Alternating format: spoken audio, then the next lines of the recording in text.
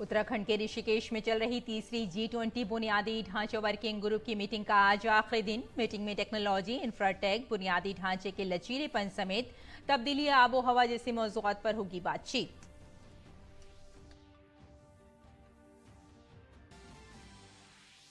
मरकजी वजारत कानकनी आज भारत के लिए अहम मादनियात की फहरिस्त की करेगी नकाब कुशाई। ये फहरिस्त स्ट्रेटेजिक इलाकों की तरक्की के लिए है अहम। दरामदात पर इन्हिसार कम होने के साथ ही सप्लाई चेन बनेगी बेहतर।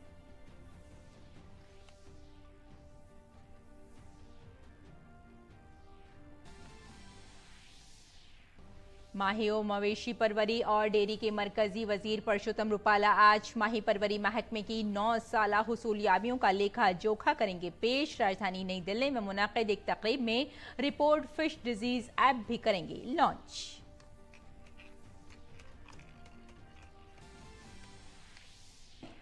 मुल्क भर में मानसूनी बारिश का दौर जारी। महकमा मौसमियात ने मध्य प्रदेश, महाराष्ट्र, कर्नाटक के साहिली इलाकों, गुजरात, गोवा, केरल, मगरबी बंगाल और शुमाल मशरक़ी रियासतों समेत मुल्क के अलग अलग इलाकों में भारी बारिश की दी वार्निंग।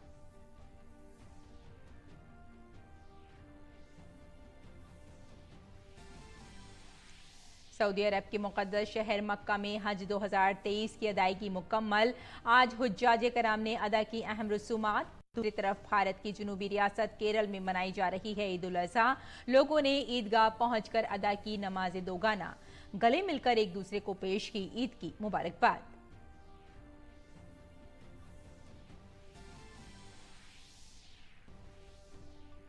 वैगनर और रूस को लेकर अमेरिका के तेवर हुए सख्त। अमेरिका ने अफ्रीका में वैगनर ग्रुप को माली मदद देने वाली सोने की कानकनी सरगर्मियों पर लगाई रोक। यूक्रेन के लिए इजाफी 500 मिलियन अमेरिकी डॉलर के इमदादी पैकेज का ऐलान।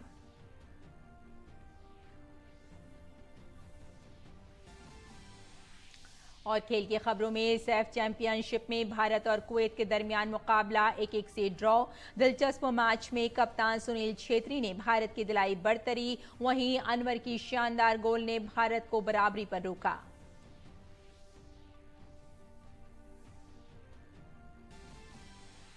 स्पेशल ओलंपिक में तिरंगे की शान बढ़ाकर वतन लौटे खिलाड़ियों का हुआ शानदार खैर मकदम। तकरीब में साबिक सदर जमहूरिया रामनाथ कोविंद हुए शामिल। कहा खिलाड़ियों ने पूरे मुल्क का नाम किया है रोशन।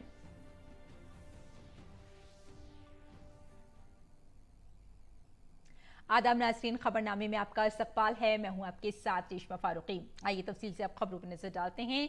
भारत की सदारत में उत्तराखंड के ऋषिकेश में जारी G20 इंफ्रास्ट्रक्चर वर्किंग ग्रुप की मीटिंग का आज आखिरी दिन है।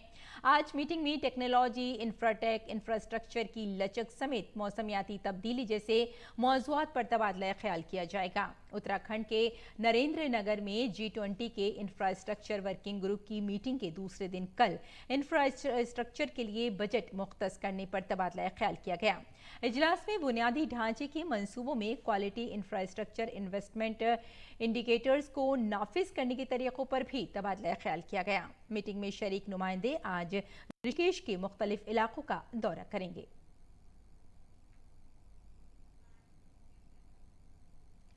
मादनियात की मरकजी वजारत आज भारत के लिए अहम मादनियात की फहरिस्त की नकाब कुशाई करेगी।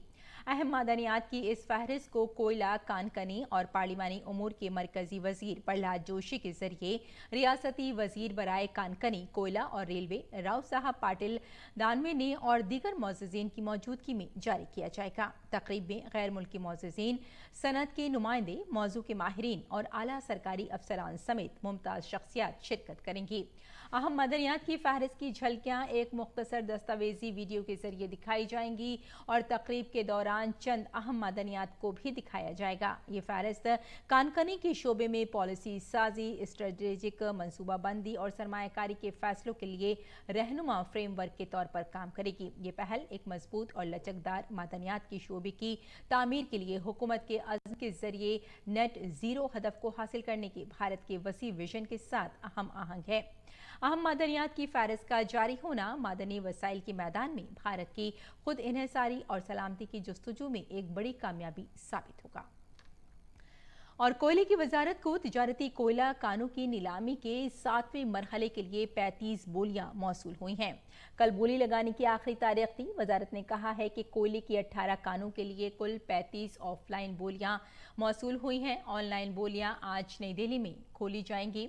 कोयले की वजारत ने 3 साल से भी कम अरसे में कामयाबी के साथ 87 कानों की नीलामी की है।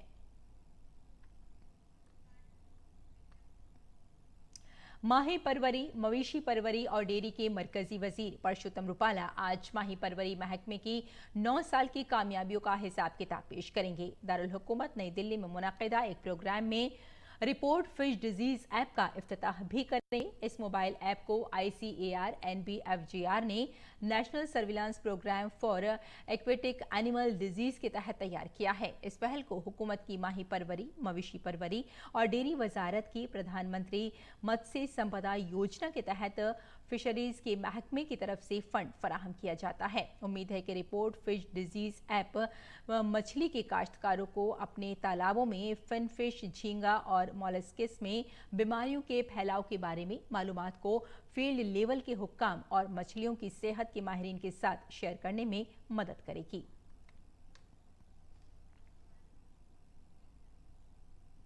और अमरनाथ यात्रा से पहले जम्मू कश्मीर इंतजामिया और पुलिस ने मुश्तरका तौर पर एक मॉक ड्रिल की। सिक्योरिटी के तहत यात्रा के काफिले को रवाना किया गया।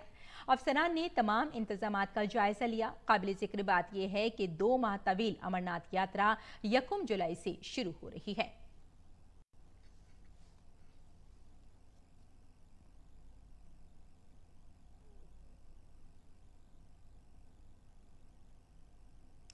महकमा मौसमियात ने मुल्क के कई इलाकों में मूसलाधार बारिश की पेशगोई की है। गुजरात, मशरक़ी राजस्थान, हिमाचल प्रदेश, उत्तराखंड, मध्य प्रदेश, छत्तीसगढ़, गोवा, महाराष्ट्र, साहिली कर्नाटक और केरल में भारी से बहुत भारी बारिश का इम्कान है।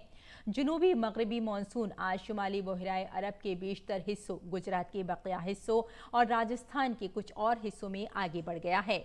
इस साल जनूब मगरबी मानसून के दौरान मजमूई तौर पर कर्नाटक में 56% कम बारिश हुई, लेकिन अगले 3 माह में मामूल की बारिश मुतवक्के है। दरियासना असम में बेहतर मौसम की वजह से रियासत में सैलाब की सूरत हाल में कुछ और बेहतरी आई है। 514 गाँव के 1 लाख से ज्यादा लोग अब भी सैलाब की जद में हैं।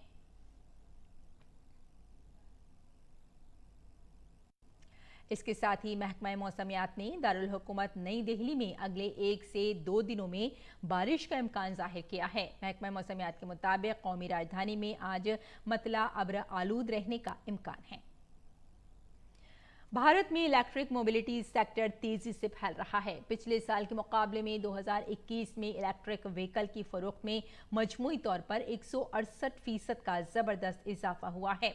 भारत सरकार कार्बन ईंधन पर मुल्क का इन्हिसार कम करने और गाड़ियों के बुनियादी इंतखाब के तौर पर EV को फरोख्त देने के लिए कई ठोस इक़दाम कर रही है। हालांकि भारत में ई मोबिलिटी के वसी पैमाने पर इस्तेमाल के लिए बहुत कुछ करना बाकी है। यहीं पर उबर इंडिया और ब्लू स्मार्ट मोबिलिटी अहम किरदार अदा कर सकते हैं।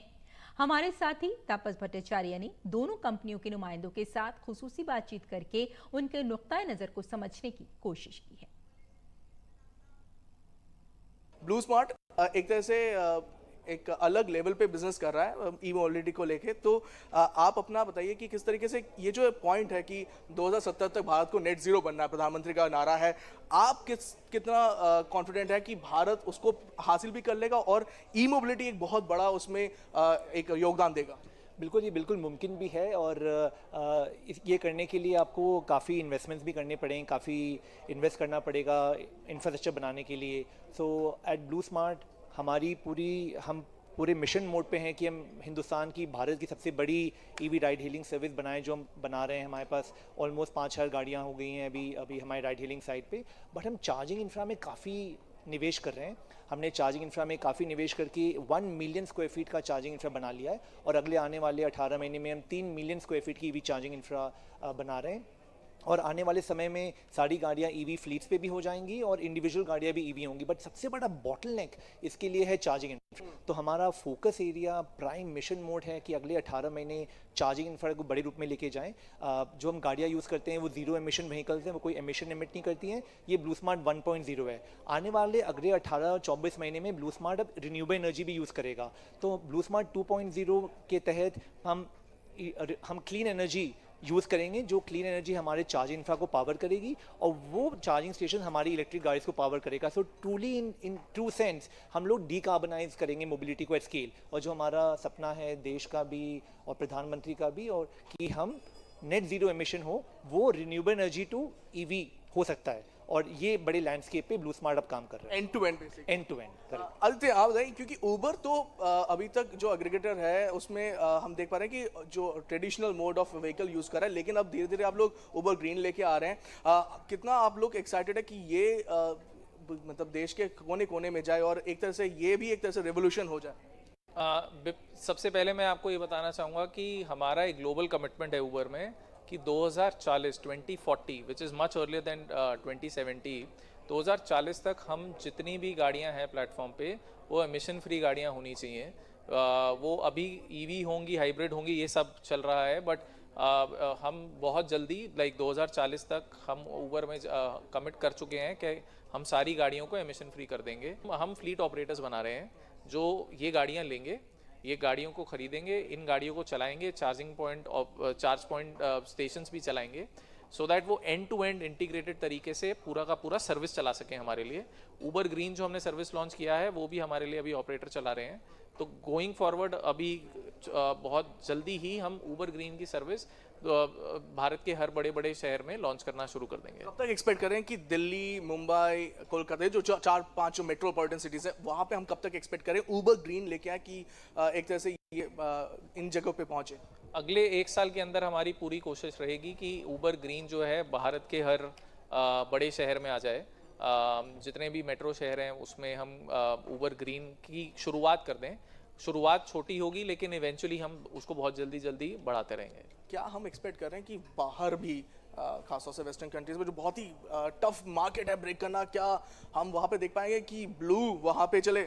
आपको बहुत जल्दी पता चलेगा। खैर मैं अभी नहीं बोल सकता, बट ब्लू स्मार्ट आप देखेंगे कि विदेश में भी जाएगा और एक जगह अभी हम सून लॉन्च करेंगे। हम अभी उसको सून लॉन्च करेंगे, लेकिन थोड़ा सा जरूर जानना चाहेंगे कि कहाँ एग्जैक्टली तो अभी अपॉर्चुनिटी बहुत बड़ी है हिंदुस्तान में। भारत में काफ़ी बड़ी अपॉर्चुनिटी और एक बड़ी अपॉर्चुनिटी को चेज कर रहे हैं। बट आने वाले कुछ वीक्स में और कुछ मे बी 2-3 महीने में और एक क्वार्टर में हम आपको एक बड़ी न्यूज़ शेयर करेंगे कि हम एक बहुत बड़े देश में एक बहुत बड़े रूप में एक लॉन्च करेंगे। हम बताएंगे आपको। बहुत बहुत शुक्रिया हमसे बात करने के लिए। ये थे 2 दिग्गज ई मोबिलिटी सेक्टर के जो बता रहे कि क्या क्या पॉइंट्स लेके आगे जाया जा सकता है जिससे कि भारत में ई मोबिलिटी को बढ़ावा मिल सके। कैमरा पर्सन हरदीप बावजिया के साथ मैं तापस भट्टाचार्य, दूरदर्शन समाचार, दिल्ली। कहा जाता है कि कुव्वत इरादी हो तो कुछ भी नामुमकिन नहीं। बिहार आकर खेतीबाड़ी करने वाले उत्तर प्रदेश के किसानों ने भी कुछ ऐसा ही किया है। ये किसान हर साल कोसी के दियारा इलाके में आते हैं और बंजर जमीन से मुनाफा कमाते हैं। सहरसा से आनंद शाह की ये रिपोर्ट देखें। आपने रेत से तेल निकालने की कहावत तो जरूर सुनी होगी। रेत से तेल निकालने का मतलब है नामुमकिन को मुमकिन बनाना। कोसी के दियारा इलाके में उत्तर प्रदेश से आए किसान रेत से तेल नहीं निकाल रहे बल्कि तरबूज, खरबूजा और ककड़ी निकाल रहे हैं। कोसी को बिहार का दुख कहा जाता है क्योंकि ये नदी साल के 5 महीने इस इलाके में तबाही लाती है, जिसकी वजह से यहाँ ज़राअत की अहम फसलें नहीं उगाई जा सकती। लेकिन कहा जाता है कि अगर कुछ करने का जज्बा हो तो नामुमकिन को भी मुमकिन बनाया जा सकता है। मिलिए इन किसानों से जो इस बंजर जमीन पर सोना उगाने का जज्बा रखते हैं। ये किसान उत्तर प्रदेश से यहाँ आए हैं और तरबूज, खरबूजा, ककड़ी, कद्दू वगैरह जैसी सब्जियों की काश्त कर रहे हैं। ये इस इलाके में 5 माह तक रहते हैं और अपने खानदान को साथ लेकर आते हैं। घर वाले भी इनके कामों में इनकी मदद करते हैं।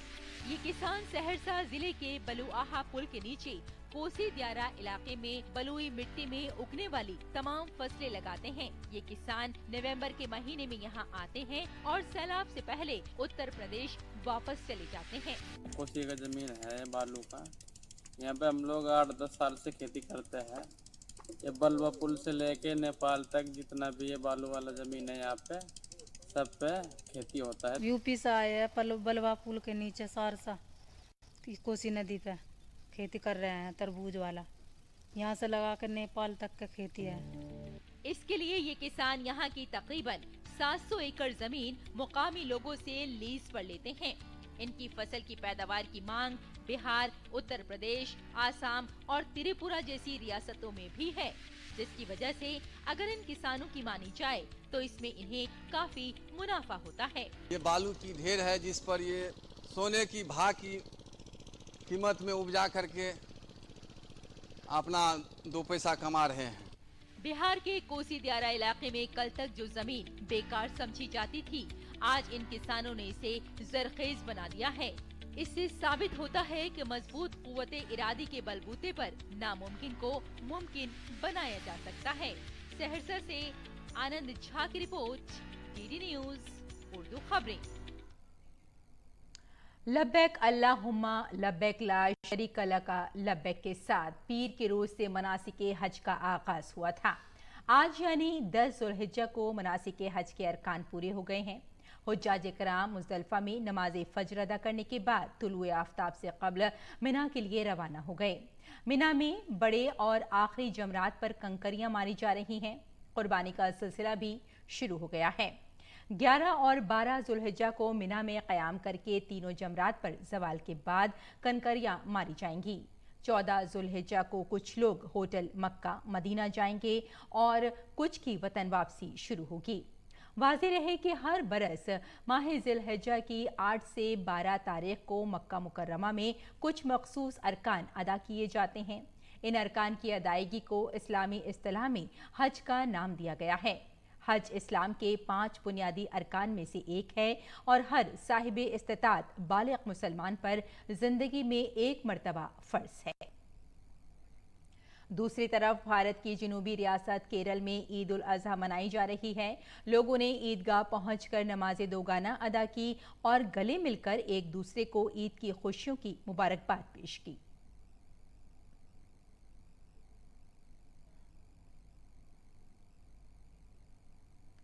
अगली खबर की जानिब बढ़ते हैं। वैगनर की बगावत के बाद रूस और अमेरिका एक दूसरे पर मुसलसल इल्जामात लगा रहे हैं। रूसी सदर पुतिन वैगनर की बगावत के लिए मगरबी ममालिक को जिम्मेदार ठहरा रहे हैं। इसके साथ साथ अमेरिका वैगनर और रूस के खिलाफ मजीद जारिहाना हो गया है। अमरीकी महकमा खारजा का कहना है कि वैगनर ग्रुप के खिलाफ मजीद ठोस कार्रवाई की जाएगी। अमरीका ने पाबंदियां आयद की हैं जिसका मकसद अफ्रीका में सोने की कानकनी की सरगर्मियों को रोकना है जो वैगनर ग्रुप को फंड फराहम कर रही हैं। इसके साथ साथ रूस यूक्रेन जंग में अमरीका यूक्रेन को दी जाने वाली मदद में मुसलसल इजाफा कहा है। अमरीका ने यूक्रेन के लिए 500 मिलियन अमरीकी डॉलर के इजाफी सिक्योरिटी इमदादी पैकेज का ऐलान किया है।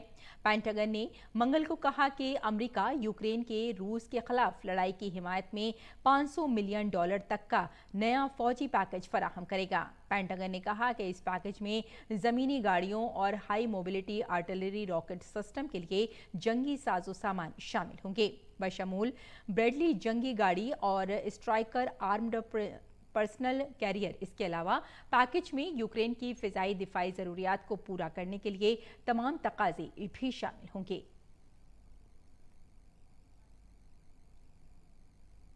और सैफ चैंपियनशिप में ग्रुप ए के आखिरी लीग मैच में भारत और कुवैत का मुकाबला 1-1 से बराबर रहा। मंगल को खेले गए दिलचस्प मुकाबले में सुनील छेत्री की क़यादत में भारतीय टीम को पहली कामयाबी हाफ टाइम के बाद इजाफी वक्त में मिली। कप्तान सुनील छेत्री ने पेनल्टी कॉर्नर से क्रॉस पर गोल करके टीम इंडिया को बढ़तरी दिलाई, लेकिन दूसरे हाफ में भारत के अनवर अली के गोल ने स्कोर 1-1 से बराबर कर दिया। अगरचे इस मैच के नतीजे से किसी भी टीम को ज्यादा फर्क नहीं पड़ा क्योंकि दोनों टीमें पहले ही सेमीफाइनल के लिए क्वालिफाई कर चुके हैं।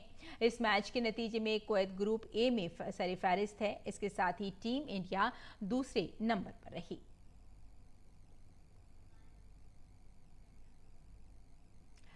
और आईसीसी ने वनडे क्रिकेट वर्ल्ड कप 2023 के शेड्यूल का ऐलान कर दिया है। वर्ल्ड कप 5 अक्टूबर से 19 नवंबर तक खेला जाएगा। इस टूर्नामेंट के पहले मैच में 5 अक्टूबर को पिछली बार की फातेह इंग्लैंड और रनर अप न्यूजीलैंड की टीमें आमने सामने होंगी। मेजबान भारत ग्रुप राउंड के अपने तमाम 9 मैच मुल्क के मुख्तलिफ मैदानों पर खेलेगा। भारतीय टीम वर्ल्ड कप में अपनी मुहिम का आगाज 8 अक्टूबर को ऑस्ट्रेलिया के खिलाफ चेन्नई में खेलकर करेगी। क्रिकेट की तारीख में ऐसा पहली बार हो रहा है जब पूरा वर्ल्ड कप भारत में खेला जाएगा। भारत इससे कबल 1987, 1996 और 2011 में वनडे वर्ल्ड कप की मुश्तरका मेजबानी कर चुका है। वर्ल्ड कप के दौरान 45 मैचों पर मुश्तमिल राउंड रॉबिन लीग में 10 टीमें एक दूसरे से खेलेंगी।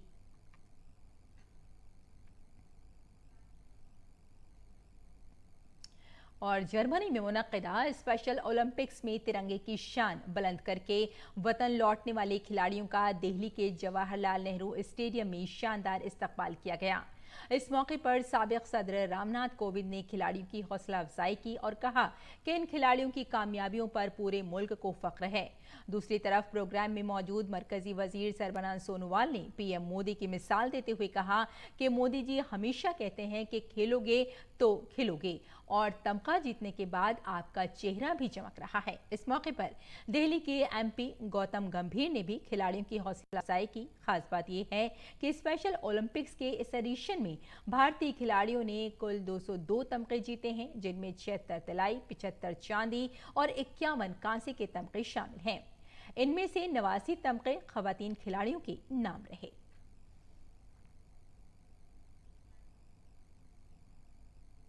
एशियन कबड्डी चैंपियनशिप में आज भारत का मुकाबला जापान से होगा। टूर्नामेंट के पहले दिन रिफाई चैंपियन भारत ने अपनी मुहिम का आगाज शानदार अंदाज में किया।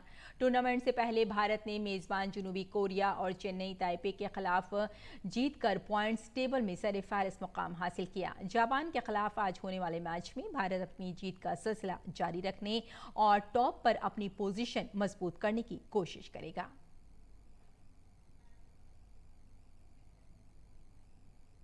और नाज़रीन, आइए अब नजर डालते हैं दिल्ली से शाये कुछ उर्दू अखबारात पर।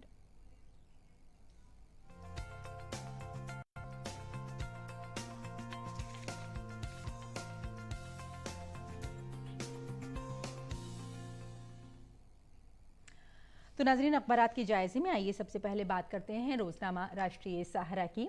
राष्ट्रीय सहारा के सफ़ाई अव्वल की जो सुर्खी है वो है, आपको बता दें कि हज का रुकन आज़म वकूफ़ अरफा बखैर आफियत कल अदा किया गया और मैदान अरफात में लाखों फर्जंदान तौहीद ने गिड़गिड़ा कर दुआएं मांगी। और आपको ये भी बता दें कि इसी अखबार की जो अगली खबर है वो है कि खुतबाए हज पेश करते हुए कई अहम बातों के साथ साथ डॉक्टर शेख हुसैन बिन अब्दुल अजीज़ आले शेख ने कहा है कि शरीयत ने अफवाहें फैलाने को गलत करार दिया है और साथ में उन्होंने ये भी कहा कि अल्लाह ने कहा कि पहले तस्दीक कर लो और उसके बाद ही तहक़ीक़ भी करनी ज़रूरी हो जाती है। और आइए अब नज़र डाल लेते हैं अगली सुर्खी पर। अगली सुर्खी नाजरीन हमने ली है रोजनामा हमारा समाज से। ये सुर्खी है, वज़ीर आज़म का अपोजिशन पर ज़बरदस्त हमला, कारकुनों को दिया कमल के निशान का मंत्र। और लोकसभा और कई असेंबली इंतखाबात से कबल वज़ीर आज़म ने डिजिटल रैली के ज़रिए पार्टी कारकुनों से खिताब में बात कही। और साथ में आपको ये बता दें कि इसी अखबार की जो अगली सुर्खी है, वाइस चांसलर ने वज़ीर आज़म के दौरे की तैयारियों का जायज़ा लिया और एसी मेंबरान के साथ प्रोफेसर योगेश सिंह की मीटिंग। और अब नज़र डाल लेते हैं रोजनामा हिंदुस्तान एक्सप्रेस पर। हिंदुस्तान एक्सप्रेस की सुर्खी है, आईसीसी क्रिकेट वर्ल्ड कप का आगाज़ 5 अक्टूबर से किया जाएगा।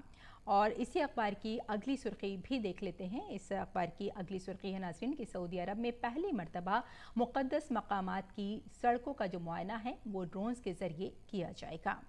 और अगली सुर्खी पर भी नज़र डाल लेते हैं। अगली सुर्खी भी नाज़रीन हमें इसी अखबार से ली है। पाकिस्तान में बारिश के सबब 23 अफराद जाँ बहक बताए गए और 75 ज़ख्मी हैं। तो नाज़रीन, ये था अखबारात का मुख्तसर जायज़ा। और आइए बुलेटिन की जानिब लौटते हैं और मौसम के मिजाज पर नज़र डालते हैं।